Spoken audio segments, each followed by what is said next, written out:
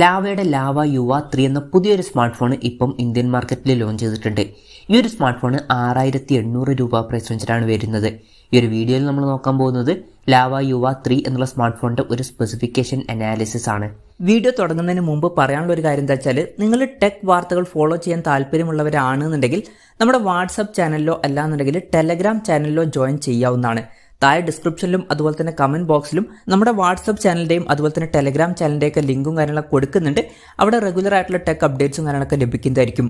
നമ്മൾ ആദ്യം എടുത്തു പറയേണ്ട ഫീച്ചേഴ്സിനെ പറ്റി പറയുകയാണെന്നുണ്ടെങ്കിൽ ഇപ്പോൾ ഡിസ്പ്ലേ കാര്യത്തിൽ പഞ്ചോൾ ഡിസൈൻ ഈ ഫോണിൽ കൊടുത്തിട്ടുണ്ട്. പഞ്ചോൾ വരുന്നത് ടോപ്പ് സെൻറ്റർ ഭാഗത്തായിട്ടാണ്. പൊതുവെ ഈ ഒരു 6800 രൂപ പ്രൈസ് റേഞ്ചിൽ നമുക്ക് വാട്ടർ ഡ്രോപ്പ് നോച്ച് ഡിസൈനുള്ള നോച്ചാണ് കിട്ടാറ്. അതുകൊണ്ട് തന്നെ പഞ്ചോൾ ഡിസൈൻ വരുന്നു എന്നുള്ളത് എടുത്തു പറയേണ്ട ഫീച്ചേഴ്സിൽ ഉൾപ്പെടുത്താവുന്നതാണ്. പിന്നെ രണ്ടാമത്തെ ഒരു കാര്യം 90 ഹെർട്സിൻ്റെ റിഫ്രഷ് റേറ്റും ഇതിൽ സപ്പോർട്ട് ചെയ്യുന്നുണ്ട്. പൊതുവേ ഈ ഒരു പ്രൈസ് റേഞ്ചിൽ കൂടിയ റിഫ്രഷ് റേറ്റ് ഉണ്ടാവാറില്ല, പക്ഷേ ഈ ഫോണിൽ വരുന്നുണ്ട്. അതുകൊണ്ട് തന്നെ അതും നമ്മൾ എടുത്തു പറയേണ്ട ഫീച്ചേഴ്സിലാണ് ഉൾപ്പെടുത്തുന്നത്. പിന്നെ ഈ ഫോണിൻ്റെ ബേസ് വേരിയൻറ്റിൽ 4 GB റാമും 64 GB ഇൻറ്റേർണലും വരുന്നുണ്ട്. 6800 രൂപ പ്രൈസ് റേഞ്ചിൽ പൊതുവേ 32 GB ഇൻറ്റേർണലൊക്കെയാണ് വരാറ്.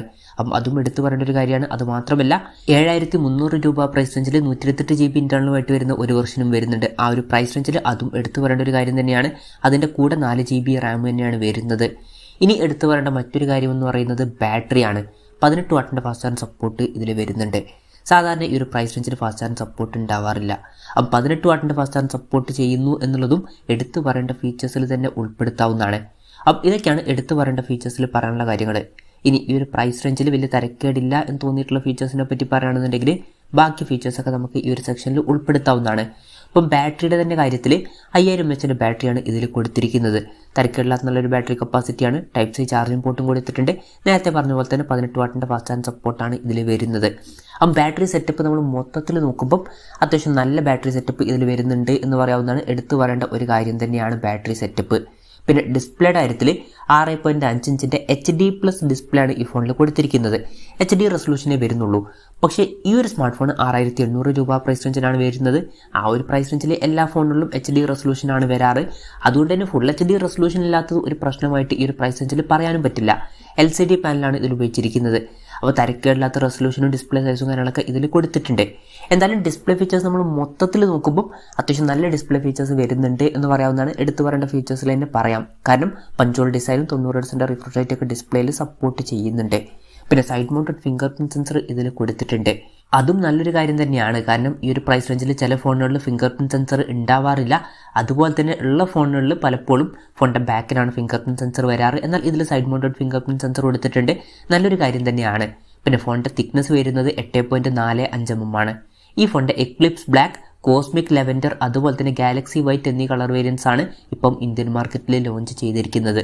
പ്രോസസ്സറിൻ്റെ കാര്യത്തിലോട്ട് വരികയാണെന്നുണ്ടെങ്കിൽ യൂണി SoC T606 എന്ന പ്രോസസ്സർ ഈ ഫോണിൽ കൊടുത്തിട്ടുണ്ട്.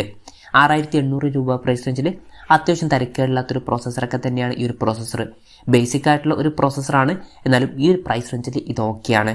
പിന്നെ 5G സപ്പോർട്ടൊന്നുമില്ല. മാക്സിമം 4G സപ്പോർട്ടാണ് ഈ ഫോണിൽ വരുന്നത്.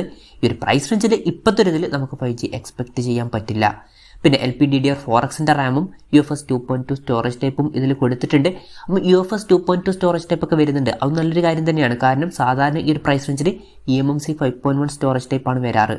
പിന്നെ മെമ്മറി എക്സ്പാൻഡ് ചെയ്യണമെന്നുണ്ടെങ്കിൽ ഡെഡിക്കേറ്റഡ് മെമ്മറി കാർഡ് സ്ലോട്ട് ഈ ഫോണിൽ കൊടുത്തിട്ടുണ്ട്. അതായത് 2 സിം യൂസ് ചെയ്യുമ്പോൾ തന്നെ ഒരു മെമ്മറി കാർഡ് നമുക്ക് സെപ്പറേറ്റ് ആയിട്ട് യൂസ് ചെയ്യാൻ കഴിയുന്നതായിരിക്കും. വെർച്വൽ റാം എന്നുള്ള ഫീച്ചറും ഇതിൽ വരുന്നുണ്ട്. അതായത് എക്സ്ട്രാ റാം വേണ്ട സമയത്ത് ഇന്റേണൽ മെമ്മറിയിൽ നിന്ന് കുറച്ച് മെമ്മറി എടുത്തിട്ട് അത് റാമായിട്ട് യൂസ് ചെയ്യും. അങ്ങനെ 4 GB റാം വരെ എക്സ്ട്രാ നമുക്ക് ലഭിക്കുന്നതായിരിക്കും. 3.5 mm ഓഡിയോ ജാക്ക് ഈ ഫോണിൽ കൊടുത്തിട്ടുണ്ട്. ആൻഡ്രോയിഡ് 13 ബേസ് ആയിട്ടുള്ള സോഫ്റ്റ്വെയർ ആണ് ഈ ഫോണിൽ വരുന്നത്. പിന്നെ ഇതിൽ ആൻഡ്രോയിഡ് 14 സോഫ്റ്റ്വെയർ അപ്ഡേറ്റ് ലഭിക്കുമെന്നുള്ള കാര്യം കമ്പനി ഒഫീഷ്യലായിട്ട് കൺഫേം ചെയ്തിട്ടുണ്ട്. അതുപോലെ തന്നെ 2 കൊല്ലത്തെ സെക്യൂരിറ്റി അപ്ഡേറ്റ്സും കാര്യങ്ങളൊക്കെ ലഭിക്കുന്നതായിരിക്കും. അപ്പം ആൻഡ്രോയിഡ് 14 അപ്ഡേറ്റ് വരുന്നു എന്നുള്ളത് നല്ലൊരു കാര്യം തന്നെയാണ്, പ്രത്യേകിച്ച് ഈ ഒരു പ്രൈസ് റേഞ്ചിൽ. ഇനി ക്യാമറയുടെ കാര്യത്തിലോട്ട് വരികയാണെന്നുണ്ടെങ്കിൽ ഫോണിൻ്റെ പിന്നിൽ ട്രിപ്പിൾ ക്യാമറ സെറ്റപ്പ് കൊടുത്തിട്ടുണ്ട്. 13 മെഗാ മെയിൻ ക്യാമറ സെൻസറാണ് ഈ ഫോണിൽ വരുന്നത്.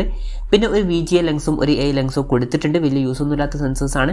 എന്തായാലും 13 മെഗാ മെയിൻ ക്യാമറ സെൻസറാണ് ഇതിൽ വരുന്നത്. ഫ്രണ്ടിൽ 5 മെഗാ സെൽഫി ക്യാമറയും കൊടുത്തിട്ടുണ്ട്. അപ്പം ഓൺ പേപ്പർ തരക്കേടില്ലാത്തൊരു ക്യാമറ സ്പെസിഫിക്കേഷൻ വരുന്നുണ്ട് എന്ന് പറയാവുന്നതാണ്.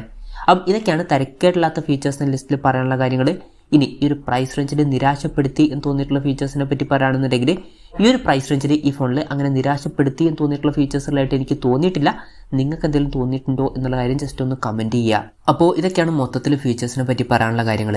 ഇനി വിലയുടെ കാര്യം നോക്കുകയാണെന്നുണ്ടെങ്കിൽ 4GB റാം 64GB ഇന്റേണൽ വെർഷൻ്റെ വില വരുന്നത് 6799 രൂപയാണ്. അതുപോലെ തന്നെ 4GB റാം 128GB ഇന്റേണൽ വെർഷൻ്റെ വില വരുന്നത് 7299 രൂപയാണ്. ആമസോൺ വഴിയാണ് ഈ ഫോണിൻ്റെ സെയിലും കാര്യങ്ങളൊക്കെ നടക്കുന്നത്. ഫെബ്രുവരി 7 മുതലാണ് ഫോണിൻ്റെ സെയിൽ സ്റ്റാർട്ട് ചെയ്യുന്നത്. പിന്നെ ഫെബ്രുവരി 10 മുതൽ ഓഫ്ലൈൻ മാർക്കറ്റിലും ഈ ഫോൺ അവൈലബിൾ ആയിരിക്കും. എന്തായാലും ഓവറോൾ നോക്കുകയാണെന്നുണ്ടെങ്കിൽ 6800 രൂപ പ്രൈസ് റേഞ്ചിൽ ഈ ഫോണിൽ വളരെ മികച്ച ഫീച്ചേഴ്സും കാര്യങ്ങളൊക്കെ വരുന്നുണ്ട് എന്ന് പറയാവുന്നതാണ്.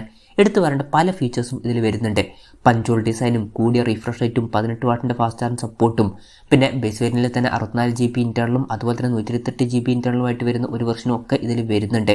അതുപോലെ തന്നെ സൈഡ് മൗണ്ടഡ് ഫിംഗർ പ്രിന്റ് സെൻസറൊക്കെ ഇതിൽ കൊടുത്തിട്ടുണ്ട്. അപ്പം എൻ്റെ ഒരു അഭിപ്രായത്തിൽ ഇപ്പോഴത്തെ ഒരു ഇതിൽ 6800 രൂപ പ്രൈസ് റേഞ്ചിൽ കൺസിഡർ ചെയ്യാൻ പറ്റിയിട്ടുള്ള അത്യാവശ്യം നല്ലൊരു ഓപ്ഷൻ തന്നെയാണ് ലാവ യുവ 3 എന്നൊക്കെ പറയാവുന്നതാണ്. എന്തായാലും ലാവ യുവ 3 എന്നുള്ള സ്മാർട്ട് ഫോണിനെ പറ്റിയിട്ടുള്ള നിങ്ങളുടെ അഭിപ്രായം ജസ്റ്റ് ഒന്ന് കമൻറ്റ് ചെയ്യുക.